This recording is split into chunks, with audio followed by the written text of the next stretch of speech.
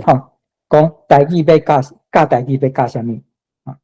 总共就是两项啦，就是意识甲知识安怎叫做意识？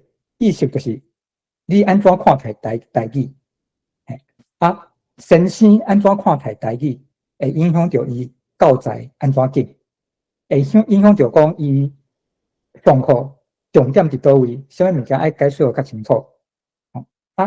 学生安怎看待即个语言，会影响伊学习的手路甲学习的态度。所以，咱做先生爱帮助学生去建立一个正确的台语意识。我举一个例，顶一期阮合唱团囡仔合唱团后一天上课，要教《天鹅湖》迄个歌我就问遐囡仔听过《天鹅湖》的举手，无人举手。我就问后壁一群大人就是塞车载囡仔来上课，看咱要载囡仔倒转，大人伫遐等。我问遐大人听过《天鹅湖》的举手，大家拢举手。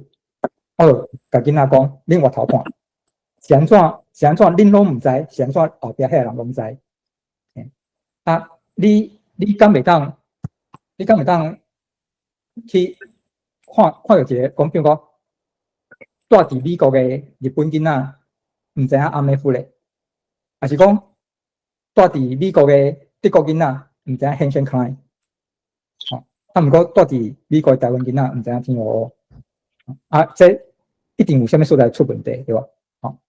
我甲你讲，毋过不要紧，恁今仔日就会学到即个歌。恁转去的路呢？恁去买一块鸡卵糕，恁今日当庆祝啥？庆祝你做一个台湾人，国加行一骹步。我想要怎要甲因讲这甲因合唱团学这个歌敢无关系？无关系。毋过这影响到因上课的态度，就是因安怎看待来遮学一块歌这个代志。咱就是爱帮助学生，互因感觉来学是有意义的。